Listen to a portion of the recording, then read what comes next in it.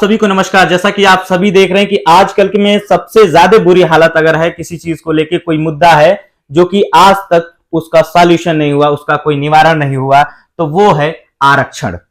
यदि किसी निचली स्तर के व्यक्ति को मिलता है आरक्षण, तो फिर बड़ों को क्यों नहीं मिलता है? यदि जनरल को अलग कर रहे हैं आप, तो सबको सामान्य क्यों नहीं कर देते? तो ये सारे प्रश्न, बहुत सारे प्रश्न हैं, वो प्रश्न हम आपसे पूछेंगे। सबसे पहले सर अपना परिचय दें आप। मैं नरेंद्र सिंह जी, राष्ट्रीय महासचिव जी, राष्ट्रीय जनशक्ति पार्टी सेकुलर जी।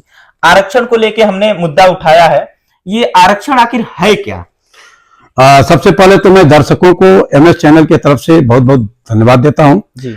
साथ ही हमारे शाश्वत मिश्रा जी हैं जी, जो अपना समय दे रहे हैं, मैं आपको बहुत बहुत आभार व्यक्त करता हूं। साथियों, आरक्षण एक ऐसी जहर, एक ऐसा कैंसर जो बांग्लादेश को निगल गया जी। आरक्षण हमारे पूज्यनीय बाबा साहब अंबेडकर ने की एक सोच थी कि लोगों में समानता आ जाए जी। लेकिन इस आरक्षण ने जातियों को जन्म दिया, जातियों का लड़ाई करवाया और कुछ लोकल राजनीतिक लोग खड़े हो गए, उसका लाभ बसपा को मिला, सपा को मिला। ऐसे ही अन्य स्टेटों में जातिगत समीकरणों का राजनेता लाभ उठाए, जनता को लाभ नहीं मिला।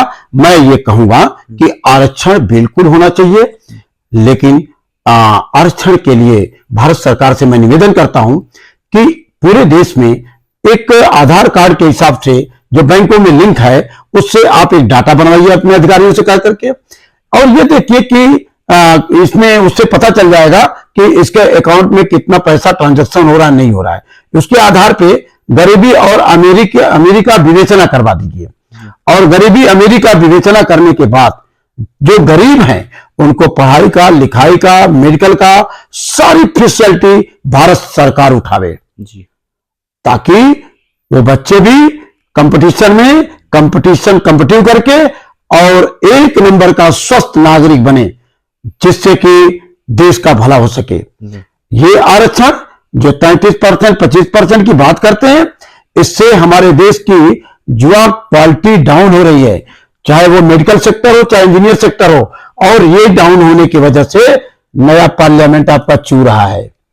इसी क्वालिटी की वजह से राम मंदिर में भी बरसात का पानी चू रहा है।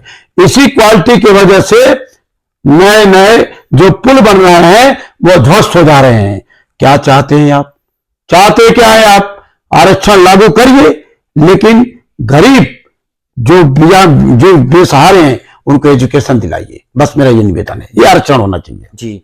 तो आरक्षण को लेके जैसा कि आपने बताया कि राम मंदिर चू रहा है, और बाकी ऐसे और भी चीजें हैं जो कि बड़े बड़े इंजीनियर मिलके बनाए हैं, वो चीजें अभी से चूने लग रही है, जो कि साल 1.5 साल भी नहीं हुए।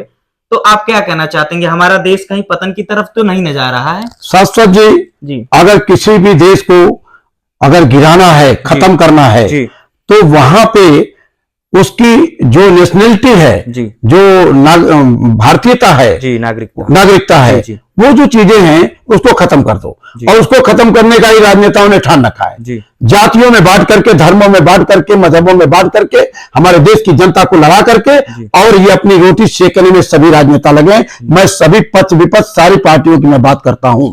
राष्ट्रीय जनशक्ति पार्टी सेकुलर का नारा है, जात पात का चक्कर छोड़ो, राष्ट्र हित, राष्ट्र धर्म से नाता जोड़ो। कहने का मतलब कि भारत सरकार को चाहिए कि भारत में रहने वाले जितने भी नागरिक हैं उनको एक राष्ट्रीय जाति बनाई जाए, और राष्ट्रीय जाति भारतीयता की हो। इसके बाद सभी लोग अपने जाति, मजहब, धर्मों का पालन करते हुए प्यार और मोहब्बत के साथ रहें जी। बहुत बहुत धन्यवाद। जैसा कि आपने सुना कि बहुत ही अच्छी बात आपने बताई कि सभी लोग एक साथ रहें, और ये आरक्षण है, यदि अगर देना है तो आप सबको दीजिए, नहीं तो इसको खत्म कर दीजिए। बाकी सारी चीजों के लिए आप देखते रहिए एमएस न्यूज पे। मैं शाश्वत मिश्रा आप सभी से विदा लेना चाहता हूं।